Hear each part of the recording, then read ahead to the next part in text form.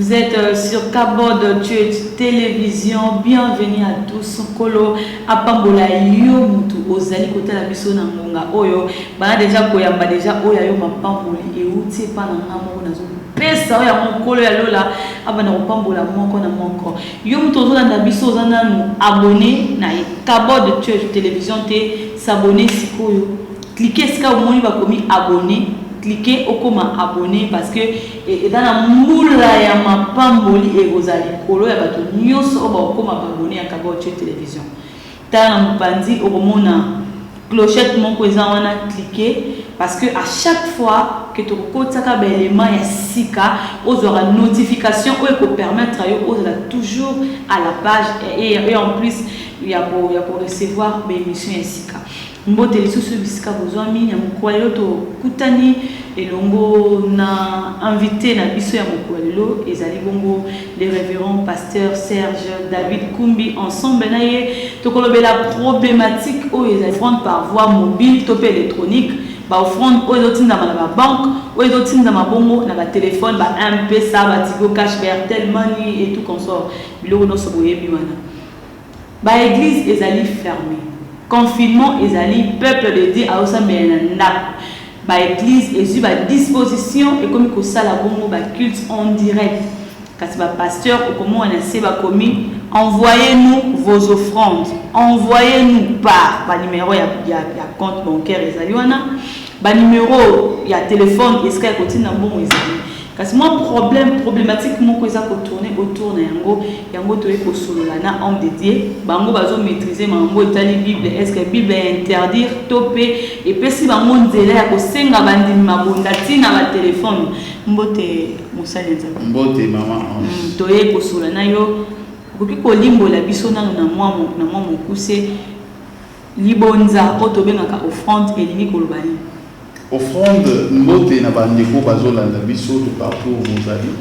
Toza ko encourager bino ko s'abonner massivement na télévision na bino Kabod TV ya YouTube. Bo s'abonner pour Nzambe akani a changer ba vie belé na nzela télévision.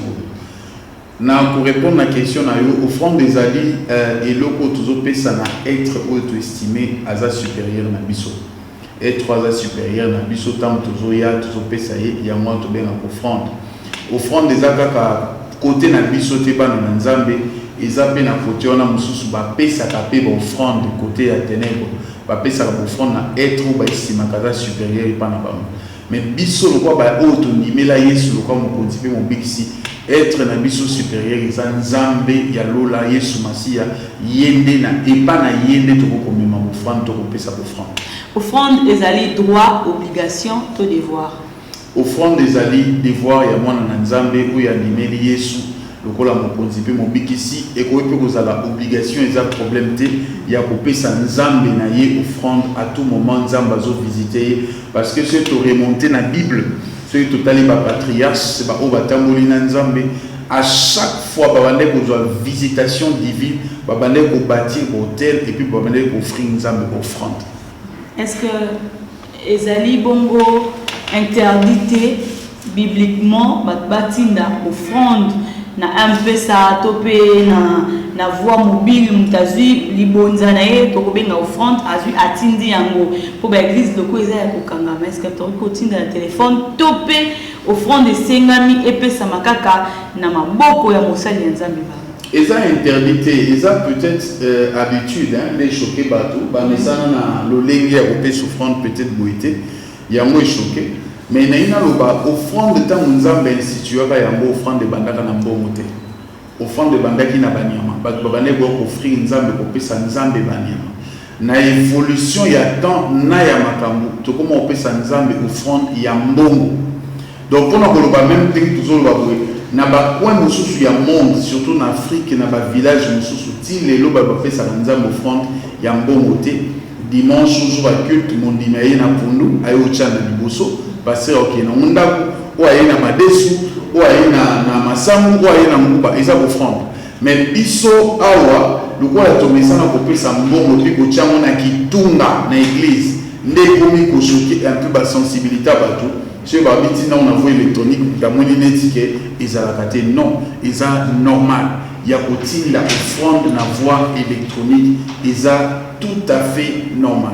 Offrande nini sengeli mutu atinda dîme, action de grâce, topé offrande kakazu kama mbongo boye azu atindi to ba dîme non sope ko tinda ma ba action de grâce nyos. Eza le logo pexel ko tinda te et offrande dîme a ko na monnaie électronique na voix électronique action de grâce offrande normale si pas na voie électronique attends na ba compte bancaire excusez-moi d'avoir ko tchamu na ba compte bancaire et puis na zo ba ke eza pour na mboka na biso ti le tozana na système ko pesa offrande na kitunga eza na ba point musu ya mokili na ba église musu tellement développé bazala sou na tenter bazo gérer temps bazo na tenter na culte ba bazibo et offrande te tango ye culte tozo kota okuti ba machine ya ba banque eza wana oyo okoti carte bancaire na yo obeti monto lié le roi so obeti $15 et kati na compte no $15 et l'équition na compte église donc offrande électronique et banda nango déjà biso c'est voilà na au contexte oye le coup là beaucoup de pasteurs bazo sing offrande électronique et choqué ba sensibilité mingi alors nazo mona mabete c'est la même chose na neto tchalango na panier to pesa ka mbongo au kotinda pe électronique eza kaka mbongo rien surtout andima offrande ya moi si pour ezaka parfum ezaka mbongo te yeso agréable donc offrande eza même pas ka mbongo te eza ka forme ebele donc ebe ça coûte mutu ni pas coûter.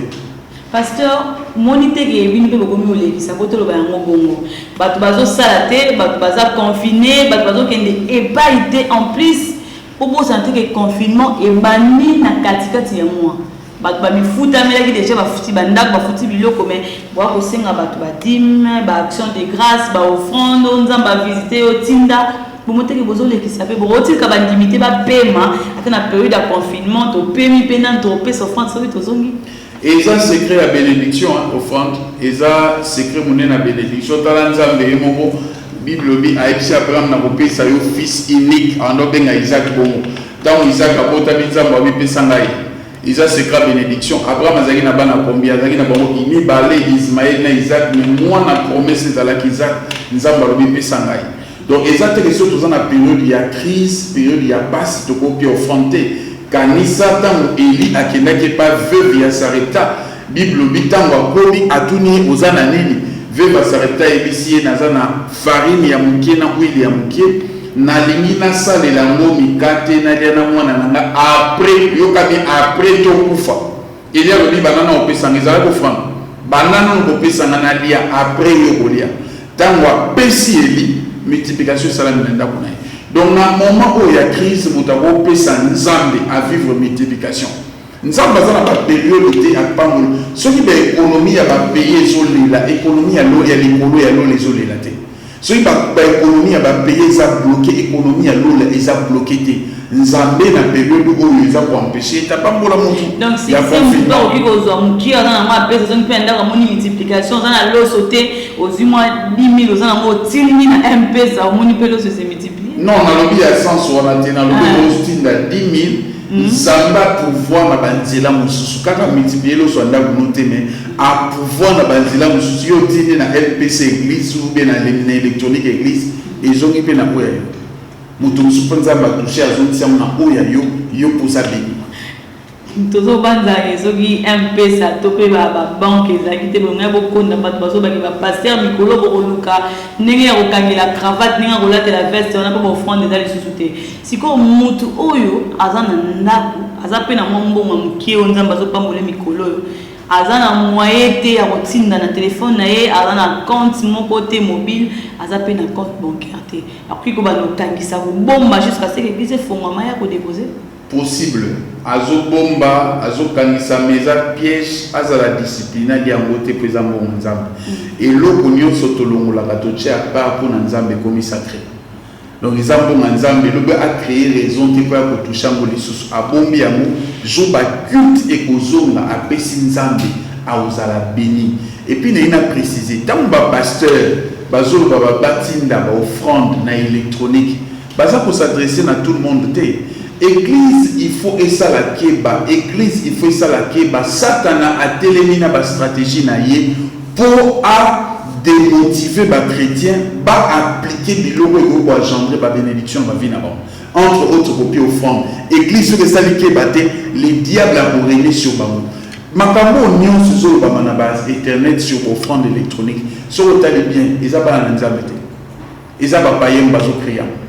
Créer et puis moi en ensemble yo na ignorance aux yeux partagés n'a pas mon lelo nzambe lelo moko mwana nga muka publier ki alobi ba église tant bazo senga ba mbongo na voie électronique bazo senga ba fidèle ya l'église wana c'est pas tout no bi ezo choqué na nini pour ba sengi yote ba sengi fidèle à l'église wana na bato bazo bandibila ka ministère ya pasteur wana mwana nga na pesi mbote nisima sasa akomaki na statue na tanaki. Donc, pour dire que ce qui est européen, c'est mieux au CT pour obliger de yoter. Offrande des alaka, obligatoire, ceux qui ont se sentir obligé de yoter. Ce n'est pas une raison au fin à ma pasteur, parce que c'est les mêmes offrandes qu'on va passer dans l'église, mais va changer juste formule à européen. C'est les mêmes offrandes.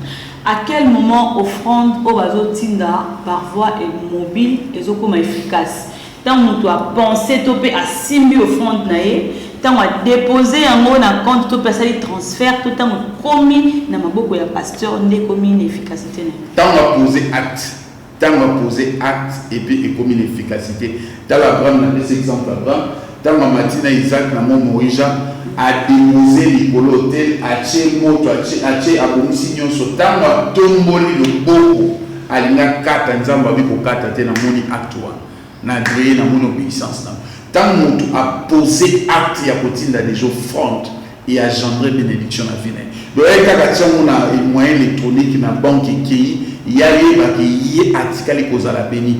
Ata moni moto na nzambe to moni pasteur te asambeli po na yote mais le fait à chai ya mo déjà oza béni na pi exemple ba te béni bazaka na intérieur basaka neni béni bazaka na intérieur tam soza na pasteur na tika na Kinshasa azung c'est la ke ba dima ba pamba maka vraiment papa mbamba atinda ka n'est pas pasteur naï papa mbamba mingi bazana ba poto pe pasteur nazaka na Kinshasa atinda ka dim nawa apa mbamba. Donc le problème c'est que mon pasteur le problème c'est à poser acte au nzamba kwa créer.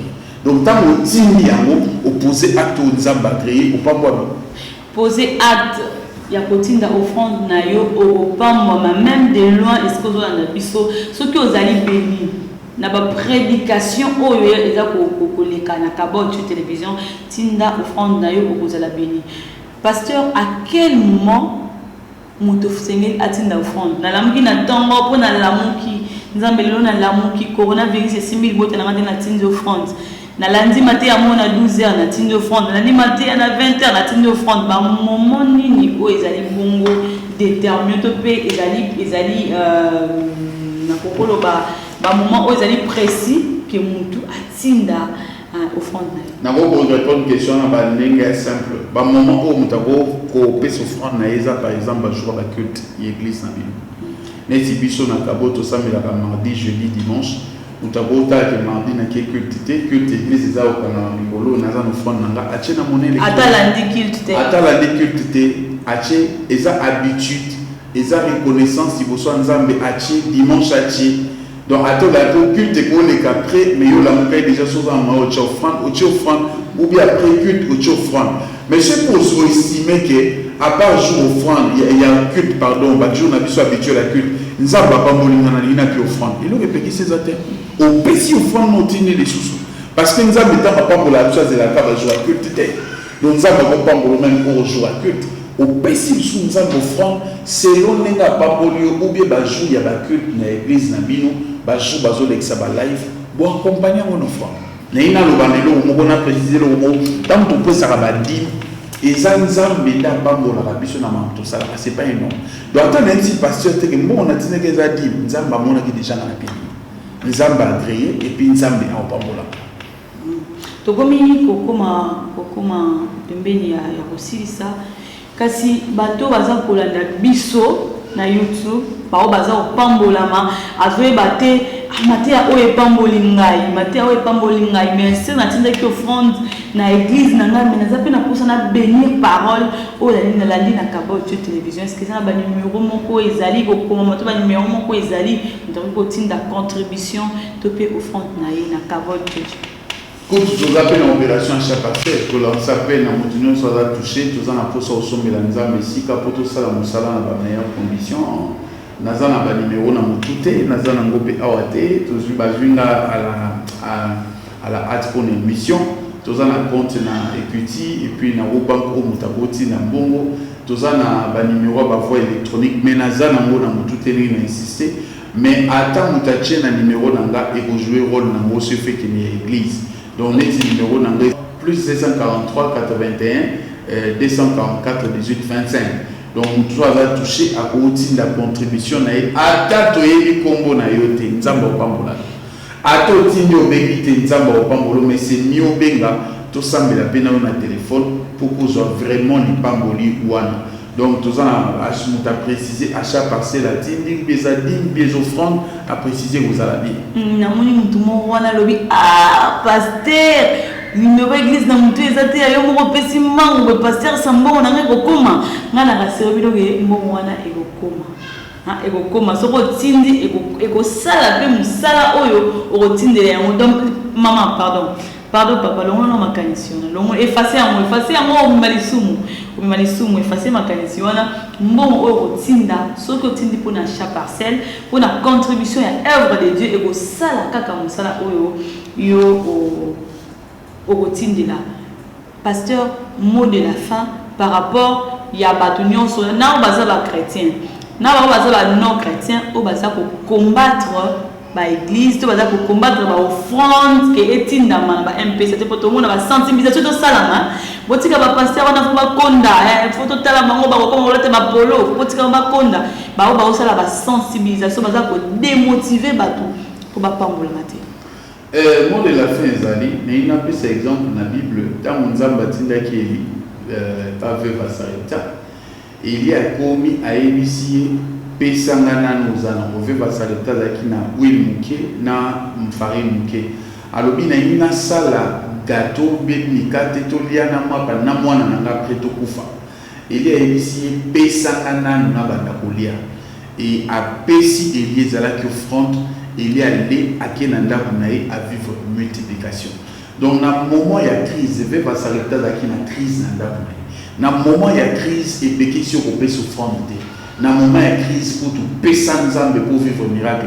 Et puis, il a précisé, et ça n'a pas tout, il va permettre l'épidémie ici, pour nous offrande. Et ça n'a pas tout, ça va permettre de maladie ici, pour nous acte posé pour nous faire avancer le royaume. Il y a des offrandes qui crient devant Dieu et Dieu agrée. Donc il y a ces choses, eux pour toucher, sauter, toucher la mission dans la famille, la sauter seulement pour les offrandes. Donc on a la sensibilisation, mais il y a des diaboliques, des sataniques, pour payer sans offrande, où vous êtes convaincu, vous êtes touché, vous payez sans action de grâce. Dans le moment de crise, beaucoup vivre où ils vivent via sa réputation vivaki. To batsamulo mo ya suka na kaki mutu mo koloba na moment kutu na offrande na tinde la pasteur na MP-ça et pourtant voisin to voisine nanga azana ngote nzambe kuta loba ki to pesa ba pauvre offrande ya bien ezali otozo to pesa na ba pauvre. Domaine offrande domaine dit eza na bato oyo nzambe a arrêta. Ils ont un sacrificateur. Ils ont établi sauf aux yeux offrandes, aux petits voisins, aux petits voisines. Poison à Nizala. Il faut une vérité. Pour Kaba Otio télévision, la chaîne de vérité. Au bénéficier na oyo nzamba nubati. Mais on a mon bambou là, peut-être pas. Offrande par mes matamona dit mais pas un sacrificateur. Bateau nzamba établissant les bateaux. Ada sacrificateur na moi belé ali ra belé. Moto ya zangi ba pesa ke li soumis ba pesa ka aide. Mon offrande ba mes mamou pas sacrificateur. Tant nous on pesa pasteur, ata za na moi belé. Eza pour au bongisa été. Eza pour vivre pas moi. Offrande de pambola ka moto azopesa. Yoinga na pesi pambolinga. Et pambola na nte moto azozo. Yo tozo pesa ikopambola nanu. Bino ba pasteur opesa offrande. Bien sûr, to pesa offrande, to pesa la dîme na batata na biso. Donc voilà. Non, mais on va payer ça, bien pour payer ça. Ouais, on va payer ça, bien pour payer ça. Dim biso ko ba pasteur, ce ko tali bien na ba culte, to pesa offrande, na ba culte, to pesa kanza offrande, to pesa na ba tata na biso. OK, merci beaucoup pasteur Serge. Isaac Bongo, pasteur Serge David Kumbi, oya pesi bongo lumière na problématique oyo Isaac otambola mikolo offrande na ba M-Pesa, offrande na ba banque, offrande na ba Tigo Cash, na ba Orange Money partout. Pesa offrande na yo. Offrir pas ya nzambe poto landi biso son ndenge pasteur a expliqué et belé à ma famille par vous a touché dans la pandémie oyo seulement à cause ya offrande. Merci d'avoir nous ensemble. Vous allez ébeler vos biso. Continuez à vous abonner. N'ayez pas toujours bonne nouvelle. Bon mariamoté. Panda sango ya kabo chez télévision. Panda sango pa ya voisin. Partout est-ce que vous kende. Ce qu'on bêtit moi les solo ya mamozo les kanamboka ko zangi salikolo les solo plutôt ya kabo chez télévision et l'éternel à cause amate ko pambola bino. Merci na Yves Mugazaki na Simer Caméra. Merci na Trader Mandé. Merci na ancien rien. Merci beaucoup na maman la biso maman Cornélie Koumbi. Merci beaucoup. Merci aussi à frère fidèle oh to benga bon la benga personnellement le professionnel. Ce qui collait sur ma scie à Zombité, nous allons nous retrouver très prochainement.